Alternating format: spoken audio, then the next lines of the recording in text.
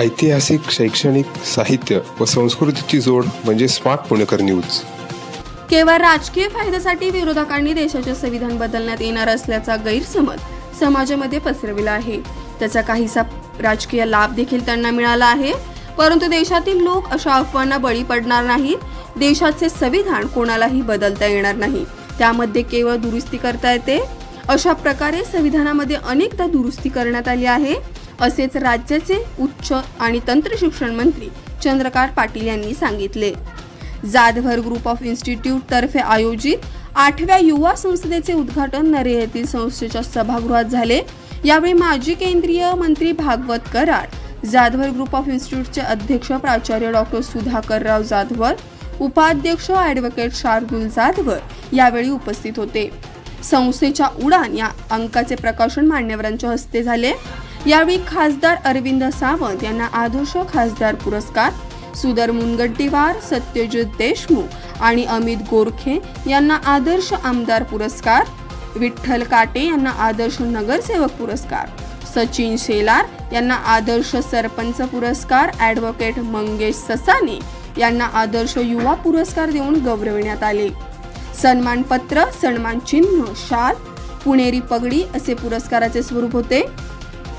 असणारे माझे नेते, माझे परममित्र सुधीरभाऊ मुनगंटीवार यांचा सत्कार हे कळलं. आणि दुसरे माझे मित्र, फक्त भीती वाटते अलीकडे कोणाला मित्र म्हणताना की प्रेसवाले त्याचा काय अर्थ केला.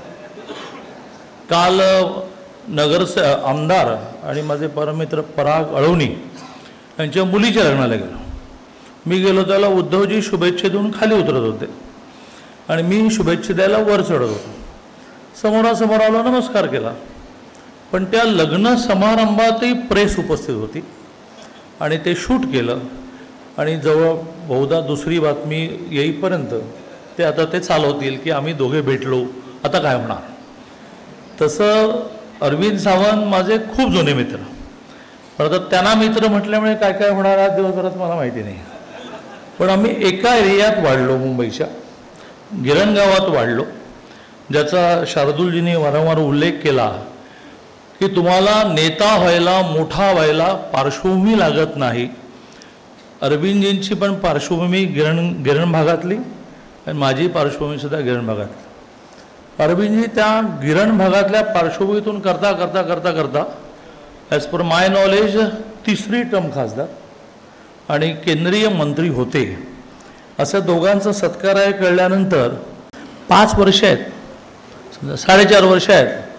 या सगळ्या कालावधीमध्ये महिलांनी हे सगळं प्रशिक्षण घेण्याची आवश्यकता आहे. म्हणून मग अशा प्रकारच्या युवा संसदेची आवश्यकता वाटते.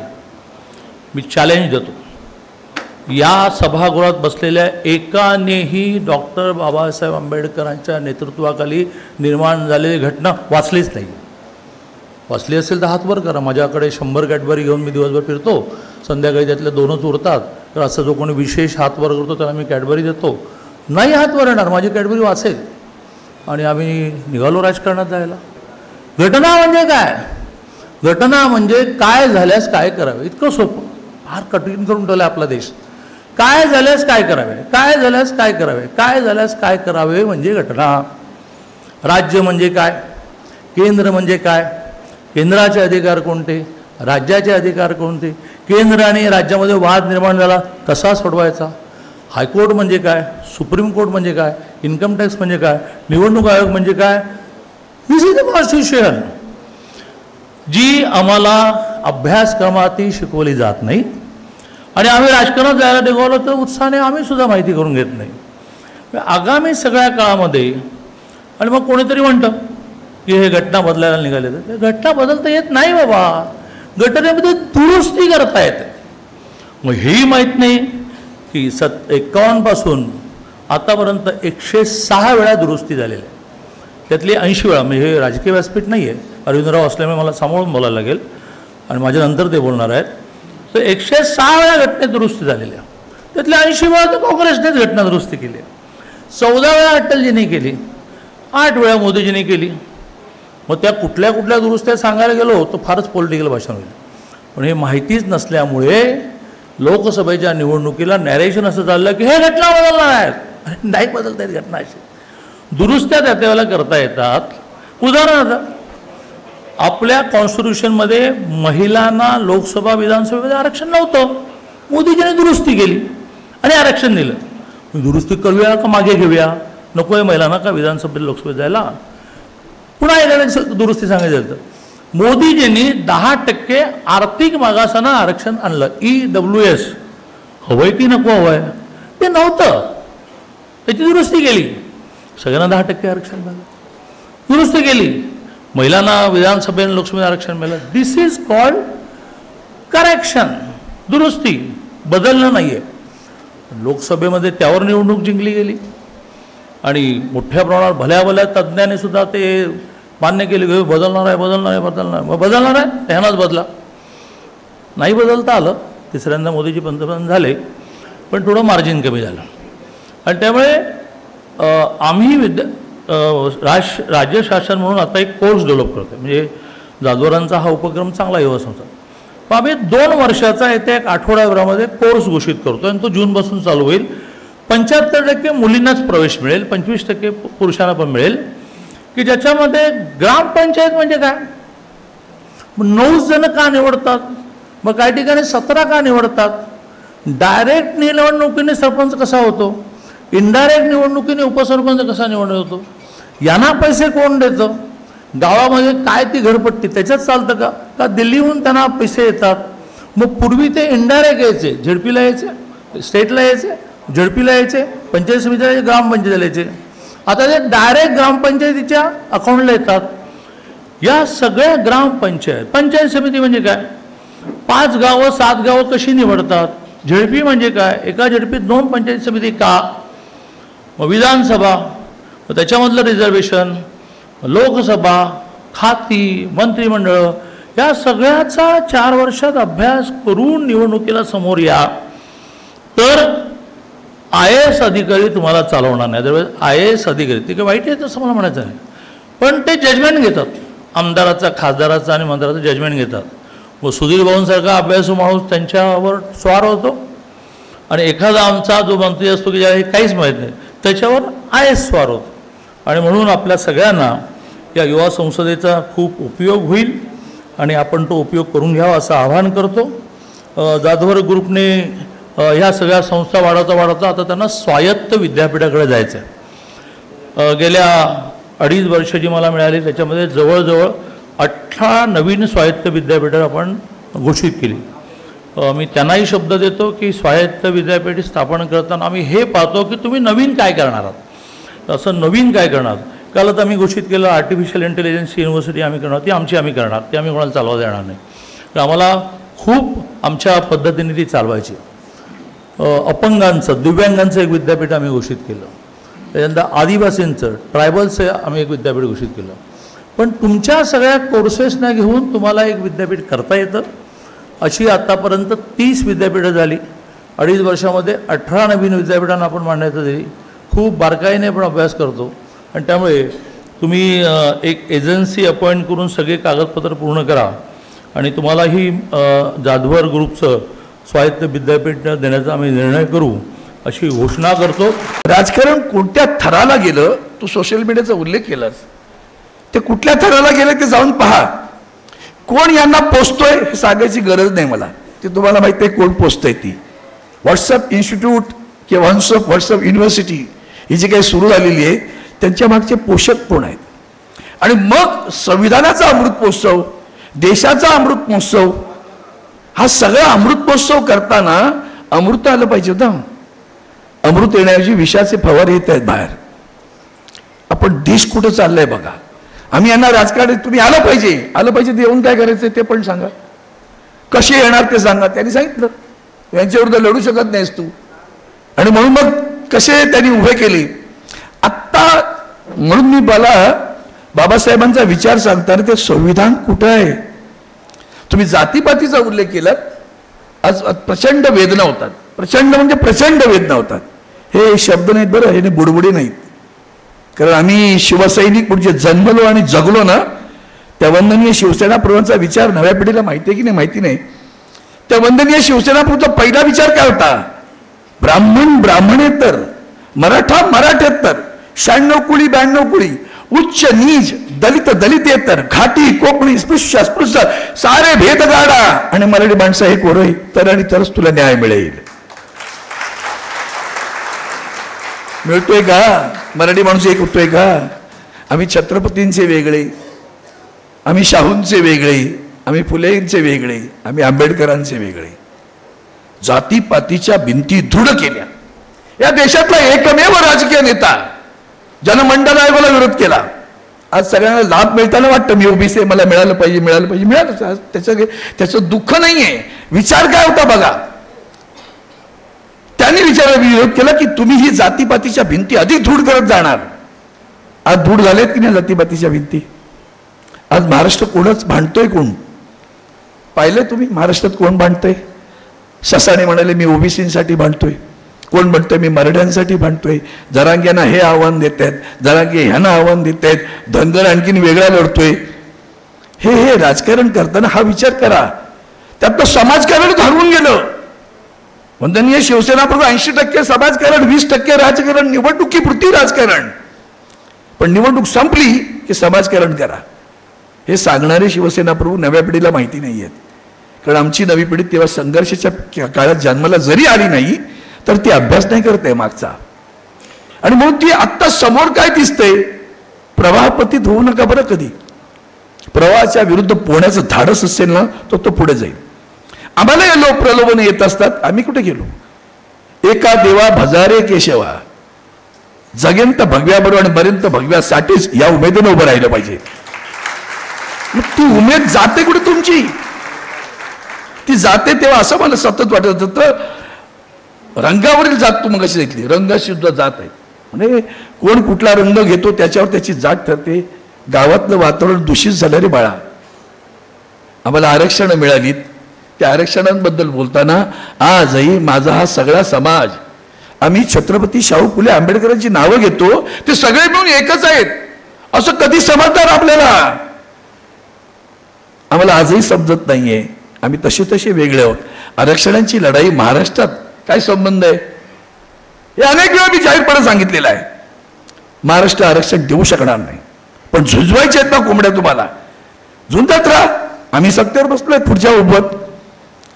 हे खरं तर आपल्या लोकशाहीच्या संविधानाप्रमाणे 50% आरक्षण, त्याच्यापेक्षा वरती आरक्षण देता येणार नाही. महाराष्ट्रात 50% आरक्षण केव्हा संपलं?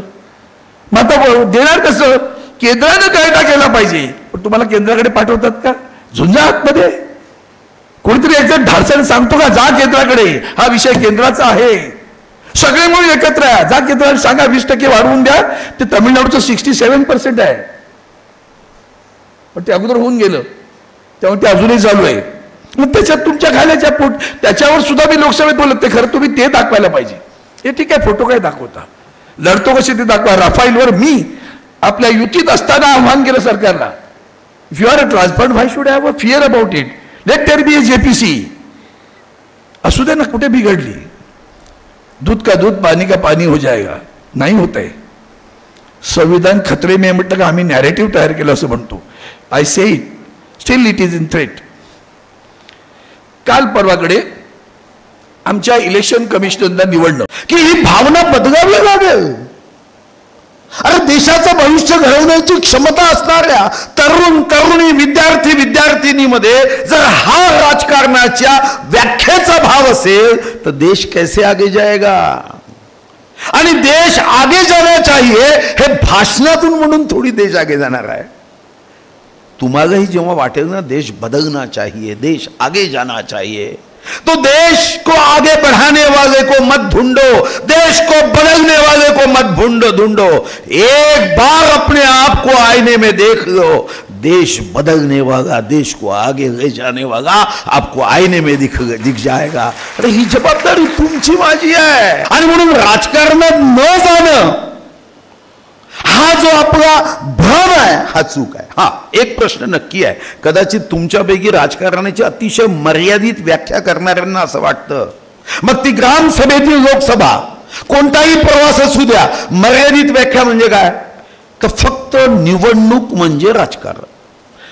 100 मार्कापैकी राजकारणाच्या विषयाच्या पेपरमध्ये जर गुण द्यायचे असेल तर निवडणूक या प्रश्नावर, या विषयावर फक्त 5 मार्क आहे. हा समजच चुकीचा आहे की राजकारण म्हणजे निवडणूक, निवडणूक म्हणजे राजकारण. चुकीचा समज आहे. राजकारण हे निवडणूक जिंकण्याचं की राजकारण उत्तम काम करून गोरगरीब, कष्टकरी, शेतकरी, वंचित, शोषितांचं मन जिंकण्याचं. राजकारण हे सत्तेचं की राजकारण सेवेचं. राजकारण विकासाचं की राजकारण विनाशाचं.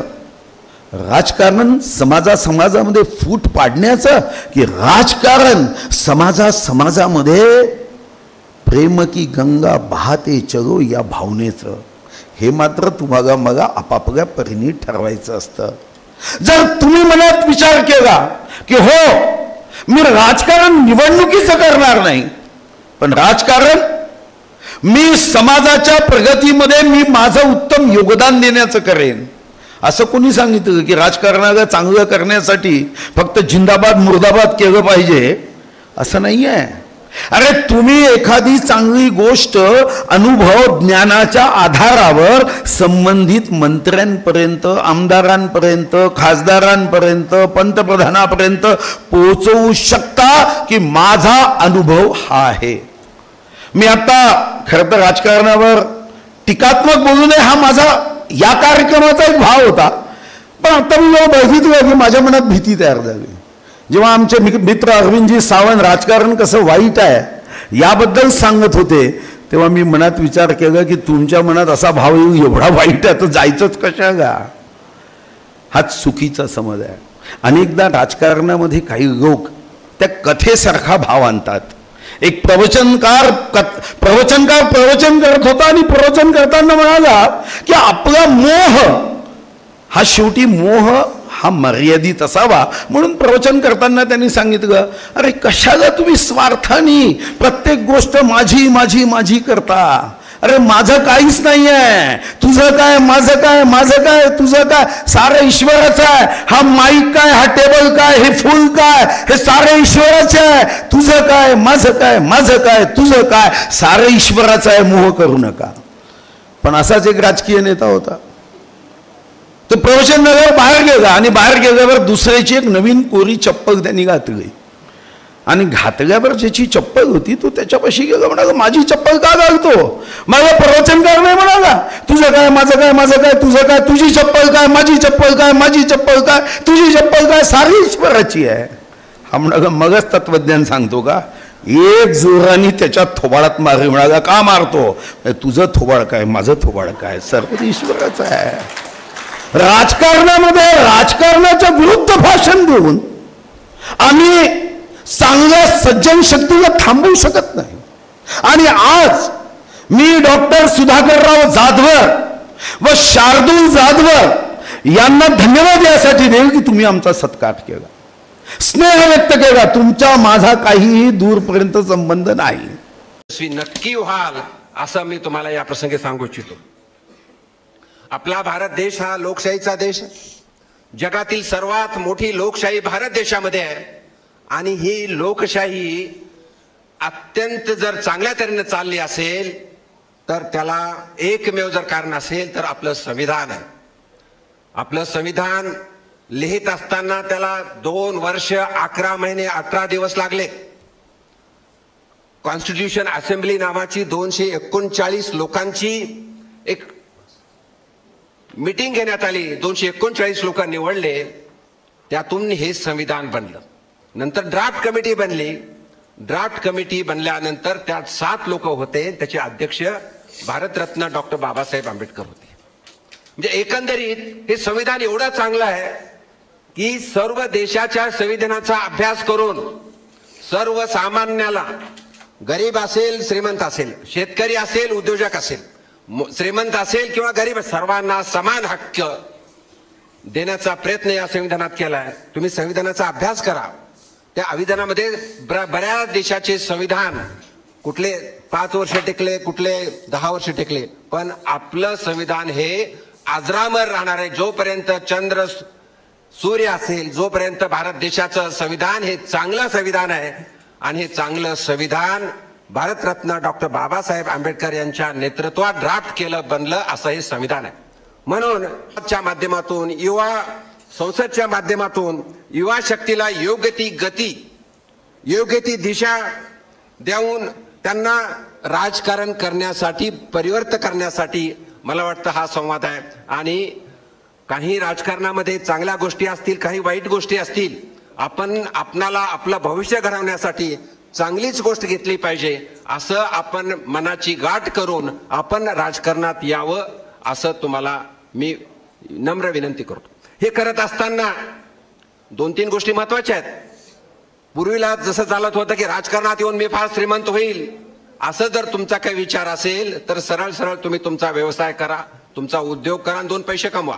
राजकारण हे पैसे कमवण्यासाठी नाही, राजकारण हे समाज करण्यासाठी आहे. राजकारण हे आपल्याला चांगले सुजाण नागरिक घडवून आपल्याला आपला देश बनवण्यासाठी राजकारण आहे. आणि हे मंत्र घेऊन आपण राजकारणात आलं पाहिजे. बऱ्याच वक्त्याची भाषण झाले, पण काही लोकांनी राजकारणावर बोलले, त्याच्यावर मला नमूद करावं लागेल. अरविंद सावंत सिनियर आमचे मित्र आहेत, केंद्रात मंत्री होते. ते म्हणाले आमचा देश कुठं चाललाय, देश अत्यंत चांगल्या तऱ्हेनं देश विकसित होतोय. प्रधानमंत्री मोदी साहेबांच्या अगोदर 2014 साली देशाची काय परिस्थिती होती? एक भ्रष्टाचारी भारत, कारण केंद्रातले 5-10 मंत्री जेलमध्ये होते. एक आतंकवादी भारत, गोरगरिबांचा भारत, अशी आपल्या देशाची प्रतिमा होती. भारताचा कोणी परदेशात जायचं तर व्हिसा मिळत नव्हता, पासपोर्ट मिळत नव्हतं. पण माननीय मोदी साहेबांच्या 10 वर्षाच्या काळामध्ये, अरविंद सावंत नाही त्यांच्यासाठी बोलतोय मी, 10 वर्षाच्या काळामध्ये या देशाची तकदीर आणि तस्वीर बदलण्याचं काम मागच्या 10 वर्षाच्या काळात झाले. आणि मला असं वाटतं की आपण तरुणांनी खऱ्या अर्थानं ठरवायला पाहिजे की ह्या पुढच्या काळामध्ये आपल्या असणाऱ्या ड्रॉइंग रूममध्ये बसायचं आणि फक्त राजकारण्यांची चेष्टा करायची का ह्या असणाऱ्या राजकारणाच्या ह्या खवळलेल्या समुद्रामध्ये उडी मारून काहीतरी आगळं वेगळं करण्याच्या संदर्भातला प्रयत्न आपण सगळ्या मंडळींनी करायचा. हा खऱ्या अर्थानं उद्याच्या काळातला सगळ्यात महत्त्वाचा प्रश्न, यक्ष प्रश्न माझ्या असणाऱ्या सर्व तरुण तरुणींच्या समोर मला या निमित्तानं मांडावं असं वाटतंय. शेवटी असं आहे की क्यों कोसे अंधेरे को कुछ फायदा तो नहीं, चलो साथ मिलकर सूरज की मुठ्ठी भर रोशनी ढूंढते. अशा पद्धतीनं तुम्ही सगळ्या मंडळींनी खऱ्या अर्थानं बाहेर पडायला पाहिजे. मुलामुलींनी तर खऱ्या अर्थानं असं ठरवायला पाहिजे. आज मी येता येता नारायण मूर्तींचं एक पुस्तक आहे, त्यामध्ये त्यांनी सांगितलं की बाबा माझ्यावरती परिणाम कोणाचा झाला, मॅक्स वेबरचा झाला, महात्मा गांधींचा झाला, वेगवेगळे असणारे त्यावेळचे तत्वचिंतक आहेत त्यांचा झाला, आणि म्हणून मी इन्फोसिस उभा करू शकलो कराड साहेब. पण हे सांगत असताना ते काय म्हणले, तुमच्यामध्ये सकारात्मक ऊर्जा पाहिजे, तुमच्यामध्ये अपार कष्ट करण्याची क्षमता पाहिजे, तुमच्याकडं परिस्थितीशी 2 हात करण्याच्यासाठी लागणारी जी एक दुर्धर इच्छाशक्ती आहे ती इच्छाशक्ती पाहिजे. आणि हे सगळं असेल तर तुम्ही युवक या नात्यानं, युवती या नात्यानं कुठल्याही असणाऱ्या क्षेत्रामध्ये प्रचंड मोठ्या पद्धतीनं यश हे मिळवू शकता. आणि मला खरं आज जाधवर इन्स्टिट्यूटचं या निमित्तानं अभिनंदन करावं असं वाटतं की हा असणारा एक चांगला उपक्रम तुम्ही हाती घेतलेला आहे. सशक्त भारत, सशक्त नेतृत्व करायचं असेल तर एक बलशाली आणि वैचारिकदृष्ट्या सशक्त असणारा युवक युवती तुम्हाला तयार करायला लागणार आहे. आणि ती तयार करायची असतील तर पहिल्यांदा तुम्हाला सगळ्यांना ठरवायला पाहिजे की गावाकडे या. तुम्ही, माझं तर म्हणणं आहे शार्दूलजी की तुम्ही आता धाराशिवचे आहात, तुम्हाला गावातला ग्रामीण बाज माहीत आहे. तुम्ही सहज परवा दिवशीच एक खूप चांगल्या पुरस्काराला मला पाहिलेली आहेत. युवा संसदेच्या पूर्ण कारकिर्दीमध्ये 2 इलेक्शन्स त्या ठिकाणी झाले. 2019चं इलेक्शन असेल आणि आत्ताचं 2024चं इलेक्शन असेल. परंतु मला सांगताना आनंद वाटतो, या युवा संसदेमध्ये एक MBA झालेली मुलगी, जी मुलगी आदिवासी समाजामधून येते, नंदुरबार सारख्या ठिकाणी या युवा संसदेच्या कार्यक्रमामधून त्या ठिकाणी प्रेरणा घेऊन ZP सारख्या इलेक्शनला त्याच्यामध्ये उभी राहिली. ती जिंकली किंवा हारली हा भाग वेगळा आहे, परंतु शिकलेली लोक राजकारणामध्ये येण्याची जी सुरुवात आहे ही सुरुवात या युवा संसदेच्या 3ऱ्या युवा संसदेपासून त्या ठिकाणी झाली. आणि ज्या वेळेसला येणाऱ्या कालावधीमध्ये स्थानिक स्वराज्य संस्थांच्या इलेक्शन्स त्या ठिकाणी लागतील त्यावेळेसला इथं बसलेल्या मुलं जे 8,000 रिअल्युमिनीज आतापर्यंत युवा संसदेमधून ट्रेनिंग घेऊन त्या ठिकाणी बाहेर पडलेले आहेत, हे नक्कीच आपल्याला विविध स्थानिक स्वराज्य संस्थांमध्ये सगळ्या लोकांची सेवा करताना आपल्याला मोठ्या प्रमाणावरती त्या ठिकाणी दिसतील. आज या ठिकाणी ग्रामसभा ते लोकसभा असं सत्र हे उद्घाटनाचं आपलं त्या ठिकाणी आहे. युवकांनी राजकारणाकडे बघण्यासाठीचं चांगलं एक व्यवस्था त्या ठिकाणी निर्माण झाली पाहिजे. आज मुलांची अनास्था राजकारणाकडे बघण्याची फार मोठ्या प्रमाणावरती झालेली आहे.